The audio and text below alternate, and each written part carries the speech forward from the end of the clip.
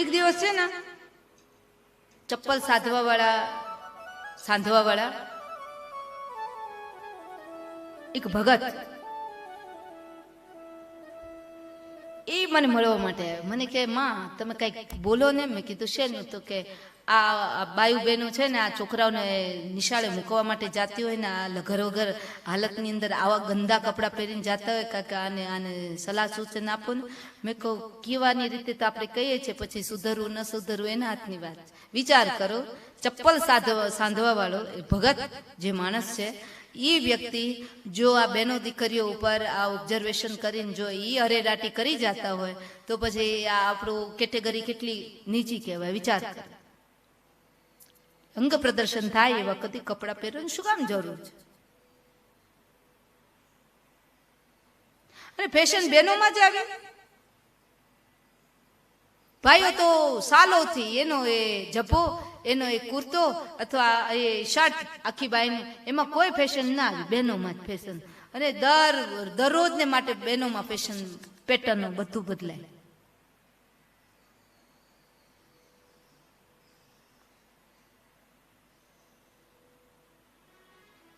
Beauty પાર્લરમાં જજો, વાંધો નથી, મને કોઈ વાંધો નથી. જાવું હોય તમારી મરજીની વાત. પણ પછી 55 વર્ષે આઈબ્રો કરવા માટે બ્યુટી પાર્લરમાં જાય તો એ સારી ન લાગે. સાવરણી છે ને કદી શોકેસમાં ન શોભે. કયા ઉંમરે કયું શોભે એનું જ્ઞાન દરેક વ્યક્તિને હોવું જોઈએ. પછી એ 50, 55, 60 વર્ષે એ બ્યુટી પાર્લરમાં જાય, આપેલું આઈબ્રો કરાવવા માટે જાય. એના કરતા એ તમારા ઘરે દીકરાની વહુ આવી ગઈ હોય અને પછી તમે શિવાલયે જઈ જળની લોટીમાં શિવજીને ચડાવેલું બિલ્વીપત્ર લઈને આવો અને વહુ દીકરા એ બધા સવારની અંદર તમે અમને શિવજીને ચડાવેલું બિલ્વપત્ર અર્પણ કરો. અથવા દીકરો સૂતો હોય, રાતના મોડે સુધી કામ કરવાનું હોય તો સવારે મોડા ઉઠે તો એ સૂતો હોય એના ઉપર શિવજીને અભિષેક કરેલું જળનો છંટકાવ કરીને એને ઉઠાડો ને તો એ ઉઠતાની સાથે પછી તમને પગે લાગશે ને કહેશે મમ્મી હું તો શિવાલય નથી જઈ શકતો, મારે ટાઈમ નથી રહેતો, પણ તમે શિવાલયથી આવ્યા ને ચલો હું તમને પગે લાગી લઉં. પગે લાગવાનું કેવું નહીં પડે, એની મેળાએ પગે લાગશે. કારણ કે શરીર ના ઝૂકે પણ જ્યાં હૈયું ઝૂકી જાય ને ત્યાં મસ્તક એની મેળાએ ઝૂકી જ જતો હોય છે. મહારાણા પ્રતાપ આટલા મહાન બન્યા એનું કારણ શું છે? મહારાણા પ્રતાપ મહાન બન્યા એનું કારણ કે જ્વલંતાબાઈ રોજ એકલિંગજીને પ્રણામ કરવા જાય, વંદના કરવા માટે જાય. મહારાણા પ્રતાપ જાગે ના એના પહેલા તો પોતે આવે. દરરોજ પ્રાતઃકાળની શુભ સવાર મહારાણા પ્રતાપના ઉપર બિલ્વી પત્ર ઉપર જે જળના બિંદુઓ ચોટ્યા હોય ને શિવજીને અભિષેક કરાવેલા એ જળનો છંટકાવ કરે અને મહારાણા પ્રતાપ જાગે. એનો દીકરો મહાન બની શકે. બાકી મેગીઓ ખાઈને મોટા કર્યા હોય એના છોરા મહાન થાય? પછી ઘણી બહેનો કે મારા છોકરાને પીઝા બહુ ભાવે, ખવડાય. પીઝા ખાઈને મોટા કર્યા હોય. પીઝા એટલે શું છે? નરકમાં જવાની સીધી વિઝા.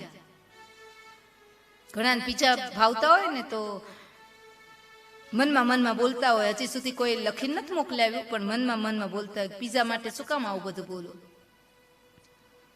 પણ જેટલું બને એટલું બટર, બ્રેડ, પાઉં તમારા બાળકોને ઓછું ખવડાવજો. જો તમારા બાળકોને સ્વસ્થ રાખવા હોય, માનસિક રીતે સ્વસ્થ રાખવાના હોય, તમારા બાળકો સુધરશે તો અમને કંઈ પાણીનો લોટો પાવા માટે આવવાના નથી. પણ છતાંય અમારી વ્યાસપીઠની ફરજ છે એટલા માટે કહીએ છીએ કે જો તમારી જિંદગીની અંદર સુધારો આવશે, તમે પાઉં પકોડા ખાવાનું ઓછું કરશો, બંધ કરશો તો તમારા બાળકો પણ બહારનું ખાવાનું બંધ કરશે. અને જેના બાળકો પડીકા ખાતા હોય ને એ માની લેવાનું કે પછી માનસિક એની સ્થિરતા ન રહે. ભૂખ લાગીને પડીકું લઈ આવે, ભૂખ લાગીને બીજું પડીકું લઈ આવે. એ પછી વેફર ના હોય, મેગી ના હોય, જે હોય. આજની ઘડીએ મેરી માતાઓ દેવીઓ મેં કોઈ દિવસ પડીકું ખાધું નથી. બસ 2 ટાઈમ જમવું. તો ઘણા કે વચ્ચે ભૂખ ન લાગે, લાગે છે ને ભૂખ. અને આ સાયકલ હોવી જ જોઈએ કે તમે 3 ટાઈમ સવારે થોડો લાઈક નાસ્તો કરતા હોય તો ઠીક છે, સારી વાત છે, કરી લેવો, વાંધો નથી. અમારે તો આદત જ થઈ ગઈ, કારણ કે યજ્ઞ કરી લઈએ ત્યાં સુધીમાં 11:30 તો થઈ જાય, 11:30 12 તો વાગી જ જાય. બધી પૂજા સંપન્ન કરીને બધું કાર્ય કામ આટોપીને ત્યાં 12 વાગી જાય. પછી શું નાસ્તો કરવાનો ટાઈમ જ ના રહે, એટલે જ 2 ટાઈમ થઈ ગયા. પણ 2 ટાઈમ બપોરે જમો ને તો એવી રીતના જમી લેવાનું, 4 વાગે પાછો નાસ્તા કરવાનું મન ન થાય એવી રીતના. બાકી ઘરની અંદર સિંગ પાક બનાવ્યો, જે કઈ બનાવ્યું તે ખાઈ લેજો તમે, પણ બહારના પડીકા ખાવાનું બંધ કરજો. તમારું સ્વાસ્થ્ય એ ગંધાતા તેલની અંદર, પુરાના તેલની અંદર તળ્યા હોય ને એ પછી તમે ખાઓ, તમારું સ્વાસ્થ્ય કેટલું જોખમાય છે. અને તમારું સ્વાસ્થ્ય સારું રહેશે, ડોક્ટરોને પૈસા નહીં આપવા પડે, દવાખાનાના ચક્કર મટી જશે. તો એમાં અમારે મોટો ફાયદો એ છે, તમે સ્વસ્થ છો એ મોટો ફાયદો. બાકી આમાંથી તમારા ડોક્ટરોના પૈસા બચી જશે, ડોક્ટરોને દેવાના પૈસા, તો એમાંથી કઈ અમારે તો ઇન્કમ નથી આવવાની. પણ જે છે સાચું છે, અમારી વ્યાસપીઠ ઉપર બેઠા છીએ એટલા માટે અમારે કહેવાની ફરજમાં આવે. અમલમાં મૂકો તો પણ ભલે, ન મૂકો તો પણ ભલે. ફેશન વ્યસન અને ડેકોરેશનની અંદર ના હકના કારણ વગરના રૂપિયાની બરબાદી કરવી નહીં. કારણ કે લક્ષ્મીજી આપણને મળ્યા છે એ મા તુલ્ય બનીને મળ્યા છે, અને લક્ષ્મીજીનો ક્યારેય દુરુપયોગ ન થાય. આપણે એની સદૈવને માટે, ભલે આપણા જોપતિ હોય કે કરોડપતિ હોય, પણ લક્ષ્મીજીના માલિક બનીને આપણે ક્યારેય કોઈ દિવસ વ્યવહાર કરવાનો નથી માતાની સાથે. માતાને એટલું જ કહેવાનું છે કે માં, અમે તારા સેવક છીએ, અમે તારા બાળક છીએ. તમને જે અમારા પૂર્વજોના, વડીલોના અને કુળદેવીના આશીર્વાદથી લક્ષ્મીજી જે પ્રાપ્ત થયા છે એની અમે રખેવાળી કરીએ છીએ, ગોવાળી કરીએ છીએ.